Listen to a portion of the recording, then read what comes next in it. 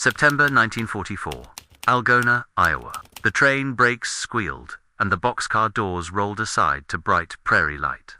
And the first thing the German prisoners noticed was not the soldiers waiting on the platform or the smell of wet wood and diesel, but the mailboxes along the gravel road that ran past the depot. A scatter of tin and paint with names they recognized from home, written in steady American script, Müller, anglicized, to Miller. Schneider to Snyder, Schmidt to Smith, Wagner to Wagner. Still each one a small shock that cut through months of transit and captivity and told them they had stepped into a country where Germany had been replanted, in pieces, and had grown into something else. They formed into files under guard and listened to instructions they only half understood, the English punctuated by an interpreter's careful German, and several men heard the word Algona as if it were a cipher, a name that would become the hub for dozens of branch camps across the Corn Belt, where they would cut thistles, pick sweet corn, and stack oat shocks under a Midwestern sun that seemed to hold no memory of the ruins they had left behind. The operational truth of what was happening to them was simple and legalistic, and would shape everything that followed. The United States had brought hundreds of thousands of Axis prisoners across the Atlantic, under the Geneva Convention, and put many of them to work where labor was scarce, especially in agriculture, paying standard canteen credits and keeping careful accounts. And in Iowa, the work would pull them off trains and buses and drop them onto farms whose owners carried surnames there. Teachers had once listed in German schoolbooks as proof of a shared blood. Yet here, those names were attached to citizens of a republic the Reich had sworn to defeat. The first day in the base camp brought quick indoctrination in routines that would become muscle memory, head counts at dawn and dusk, chow served on a timetable, medical inspections, inoculations, a briefing on rules against escape, and then a practical lecture on tools and safety that surprised those who had come from infantry, companies where equipment was scarce and training often improvisational by the war's later years. Because here a sergeant explained the proper use of a corn knife and the correct posture for lifting grain sacks with the same procedural clarity as a factory foreman, and the message was not subtle. In this country, time was measured, motion standardized, yield calculated, and even the labor of prisoners would be integrated into the clockwork of a harvest that could not be allowed to fail. When the first truckloads rolled out of Algona that afternoon, they carried small teams toward farms scattered around Kossuth County, and on those roads the shock of the mailboxes returned at every crossroads. An annotated atlas of the 19th century carried forward. For the Midwest had taken in millions of Germans in the waves of immigration between the 1840s and the turn of the century, and their descendants still owned fields and hardware stores and grain elevators and Lutheran churches. And now those descendants were hiring German prisoners under army contracts to fill the gaps left by sons training at camp, Dodge, or riding troopships toward Europe and the Pacific. The immediate tactical problem for the prisoners was not ideological but practical. How to work without error in a landscape of machines they had not used. How to read gestures when the language failed. How to fit themselves into routines that began before sunrise and ran until fatigue pressed into the bones. And the farmers solved that problem with a pedagogy of demonstration. A man with a weathered face and a watch in his pocket showing how to feed the hayrake, how to prime a pump, how to set the teeth on a combine. And often he did this first in English, and then again in slow German, learned from a grandmother, or remembered from a church hymnal of another century. For the prisoners, the first sustained contact with German names did not arrive as a lecture, but as 1,000 small encounters. A woman called out from a porch that dinner would be ready at noon, and the name on the mailbox said Krueger without the umlaut. A storekeeper tallied purchases with an accent that turned hard consonants, soft, and his receipt read Weber now spelled Weaver. The local pastor offered a spare pew on Sunday to those cleared to attend and switched from English to German. Without ceremony to recite a verse his grandfather had brought across the ocean in a pocket Bible. And through these moments, the prisoners gathered evidence as surely as intelligence officers collecting field reports. Evidence that contradicted slogans they had heard about a decadent mongrel America, because the people in these counties were ordered, prosperous, serious about work. And many carried in their speech and customs the same cultural code the Reich had claimed as its exclusive. Inheritance. The camp administration ran by schedules, trucks departing at fixed hours to distribute labor to farms that had filed requests through county agents. And the ratios were recorded on clipboards and eventually typed into reports that measured output in acres harvested, per day, per team, and cash crops delivered per week, and the numbers substituted for ideology in the same way tonnage and sortie. Rates had begun to replace rhetoric on distant fronts. Here the measure of success was whether corn stood or fell before the frost, whether potatoes were out of the ground before the first hard freeze, whether livestock pens were kept cleaned so disease did not steal profit. And every day the prisoners saw a logistics machine working. Not glamorous, yet decisive. Grain moved from field to wagon to elevator, with the sort of purposeful redundancy armies try to imitate when they design supply systems. Some of the prisoners had been mechanics or machinists in civilian life, and they gravitated toward the barns where tools hung in rows and the tractors stood under roof, and those machines embodied the deeper truth the script must explain if it is to be honest about why this episode mattered. The United States had fused immigrant labor histories, standardized manufacturing, and rural credit into an agricultural economy whose per-worker productivity was far higher than what most of Europe could sustain in wartime. And even with so many young men off the land in uniform, the harvest continued because equipment multiplied effort, and the POW program provided the hands needed to operate shovels and pitchforks and feed mills while owners drove. Machines that replaced teams of field hands. At night in the barracks, the talk moved from tools to names, and men who had spent years absorbing lessons about race and nation began to test those lessons against the families they met, because there were households where grandparents still spoke German at the table, where the grace before meals was said in a language the Reich had tried to claim. And yet the flag on the porch was American, and the sons in the photographs wore American uniforms. And that juxtaposition exposed the central cognitive fracture. Blood and language did not determine allegiance here. Citizenship did, and it had been chosen. Day after day, the farm routines worked on them, like slow weather, sanding down preconceptions. And the script must pause over details that reveal the operational environment of a Midwestern farm in 1944, because those details explain both the attraction and the dissonance the prisoners experienced. Houses wired with electric lights, radios pulling in war news and baseball scores. Windbreaks planted in neat rows to hold soil. Hogs fattened on feed formulas measured in pounds per head per day. Canning cellars organized by season and jar size, and a steady traffic of trucks moving seed, feed, and fuel on roads that stayed open because county crews graded them after storms and repaired culverts before they failed. A prisoner raised on shortages saw a pantry arranged like a supply depot and understood why the war looked different from this side of the ocean, because stockpiles eliminated improvisation and schedules produced confidence. When the work teams were paid their credits and allowed to visit the camp canteen, they discovered second-order effects of abundance that were as persuasive as any political argument. Simple commodities like coffee and sugar, available regularly. Cigarettes sold in tins. A library shelf with donated paperbacks and German translations of American civics pamphlets.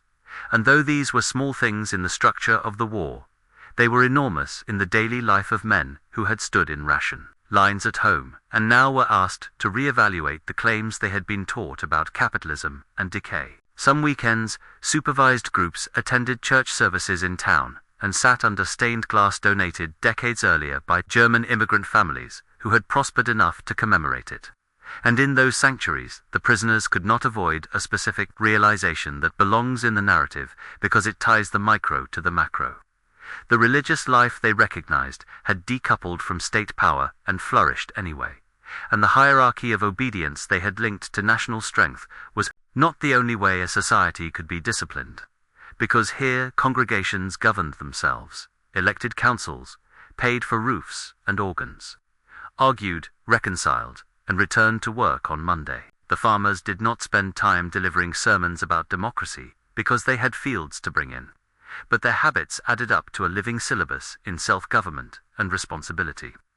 And for a certain fraction of the prisoners, that syllabus mattered more than any pamphlet handed out by the re-education staff later in the war. From the first week, the guards emphasized that no work detail would be sent out without a clear headcount and a defined return time. And the farmers learned that their work crews would arrive and depart like clockwork, a predictability that stabilized harvest planning in a year when weather variability worried everyone. And in exchange, the farmers were expected to keep basic safety standards to log hours, and to sign receipts for payment routed through the army rather than handed directly to the workers, a system designed to keep discipline clear and to prevent exploitation. And this arrangement, recorded in routine paperwork, became a contract that bound enemies into cooperation because both sides understood that good records protected them if questions arose later. Over the months, the prisoners saw how frequently German names appeared on leadership boards in town halls and cooperative elevators. And when a storm knocked down trees in late October, they watched volunteer crews assemble with chainsaws and trucks to clear roads, while someone with a name like Holtz or Becker directed traffic in a fluorescent vest because he chaired the county board this year. And the prisoners absorbed, without being told, that here a man might be descended from the same villages as they were, and still be fully of this place. Voting, paying taxes, obeying laws, he had a voice in shaping. The macro backdrop requires a careful, fact-anchored frame, so the episode does not float free of the larger war. By 1944, the United States had brought to its mainland well over 300,000 German prisoners, placed many in camps scattered across the Midwest and the South, and contracted their labor mostly to agriculture, timber, and food processing, where the departure of workers to the armed forces had bitten hardest. And Iowa's pair of base camps at Algona and Clarinda served as nodes for dozens of satellite sites that funneled labor to the surrounding counties during planting and harvest. And the throughput of this system showed up not in headlines, but in steady delivery to grain elevators and canneries that never shut down for lack of hands. The rules were explicit that prisoners could not be used directly in war production, and the army policed those boundaries, but the effect of their labor on farms was indirect leverage for the broader war effort, because calories harvested in Iowa ended up as rations shipped to depots and ports across 2 oceans. And the agricultural base kept feeding civilians as well, holding down prices that would otherwise have spiked and destabilized the home front. And so the POW labor program was one gear in a larger machine that matched doctrine to logistics and turned available manpower toward bottlenecks. The narrative returns to a single farm near Bancroft, where a work team spent 3 weeks pulling rocks from a field scheduled for planting, because in that field the encounter with names became personal. The owner's grandfather had come from Westphalia in the 1880s and kept a family Bible with births recorded in an old hand. And when he brought it out to show the prisoners during a noon break, he pointed at lines written in German script that listed the origin village, and 2 of the prisoners recognized the district and stood silent for a moment, calculating lines of kinship and years, and then laughed at the improbability of meeting near a field in Iowa with a stranger whose family tree intersected theirs at a distance of time and choice. They did not become friends, and the guards did not allow unnecessary conversation. But they understood that the war had collided with a diaspora that ran deeper than propaganda admitted, and that collision would keep happening mailbox by mailbox over the weeks of work. In camp, there were lectures for those who volunteered to attend. Talks about the Constitution, about elections scheduled in November, about why German-language newspapers had faded after the First World War and how they had once been plentiful in the Midwest. And the lecturers did not hide the backlash and suspicion that had pushed those papers to fold, because honesty was part of the pitch now. And the prisoners listened and filed the information alongside the day's work and the evening's card games, and the letters from home that spoke of shortages and raids and missing cousins. And when they compared those letters to the orderliness they saw around them, they performed calculations that had nothing to do with ideology and everything to do with risk and future. Some prisoners prayed for transfer to logging camps in the North Woods, some for kitchen duty, some for any job that kept them indoors when the wind turned.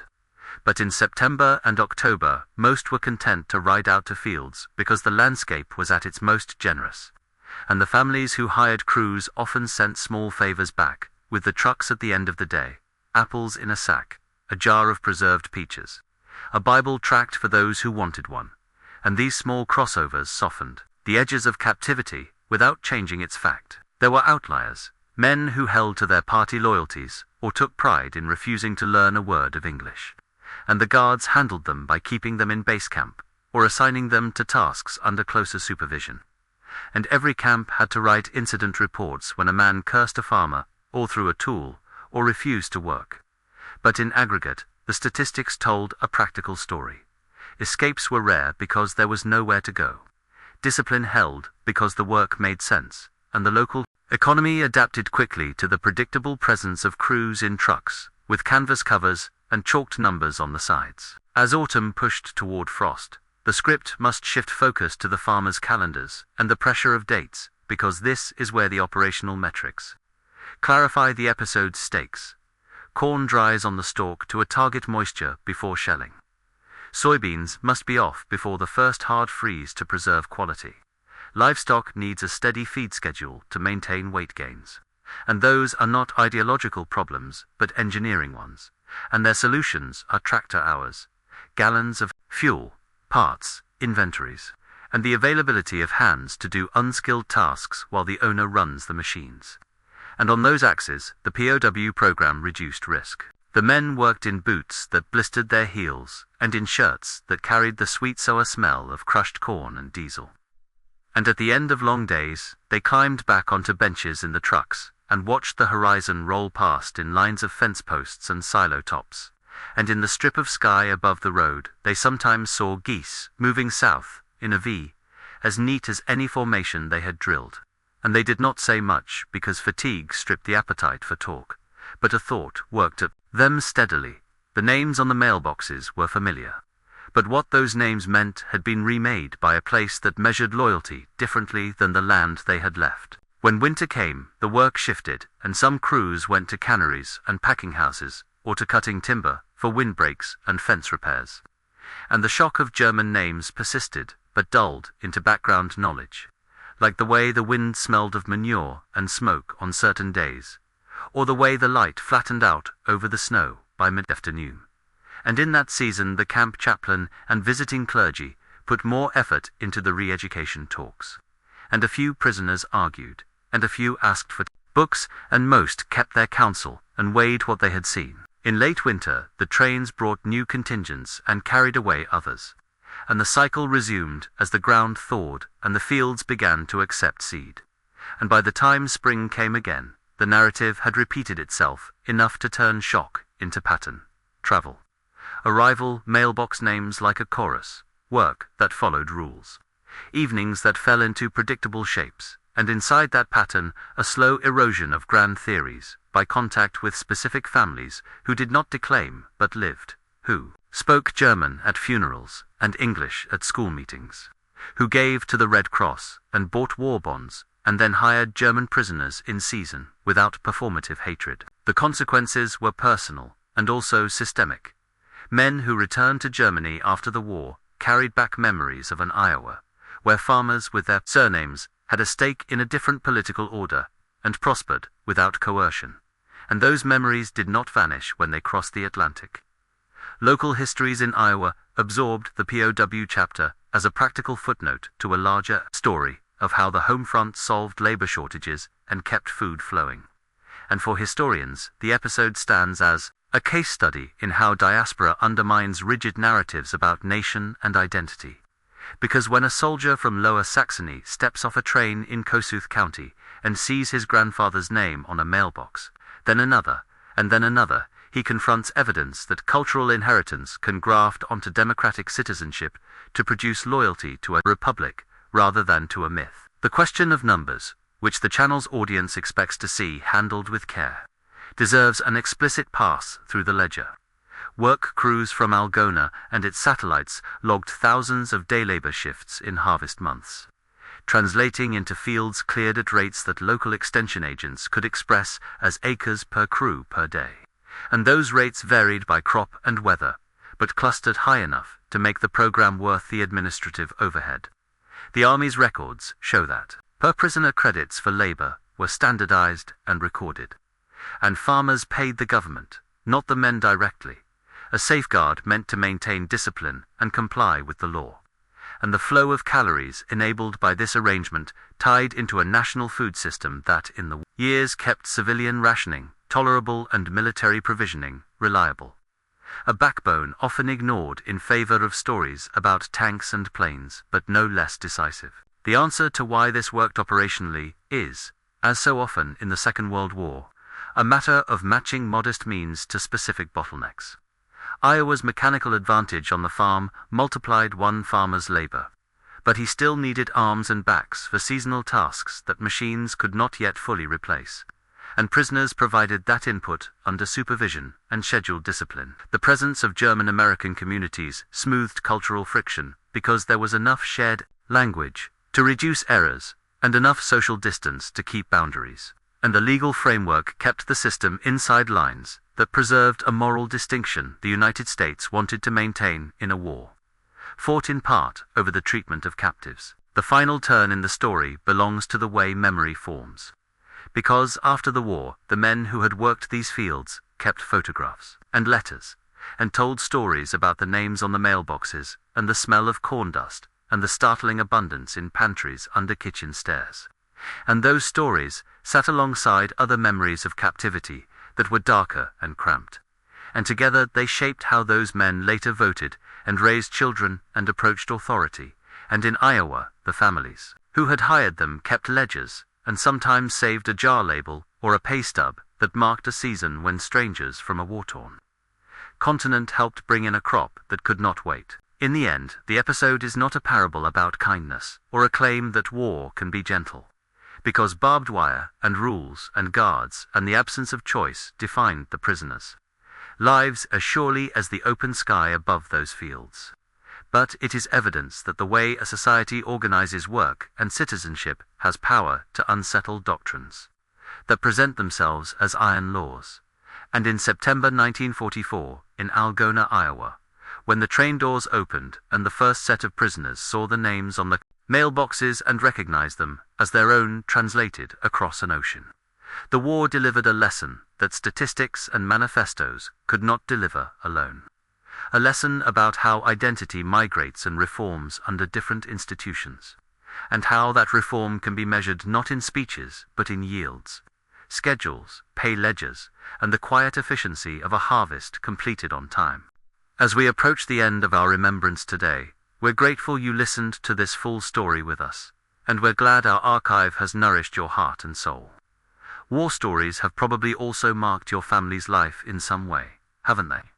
Maybe you wore the uniform yourself, or perhaps someone you loved did, your father, a grandfather, or even an uncle.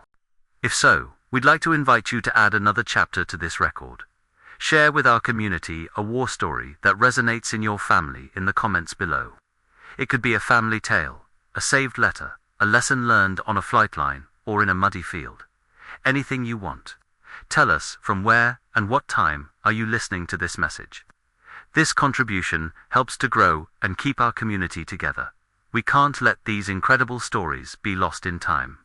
The World War II Archives channel was created to honor and preserve these memories. Finally, if this resonates with you, we invite you to subscribe and perhaps share it with a friend who also recognizes the importance of these tales. Stay tuned so you don't miss the next one of our lost archives yet to come.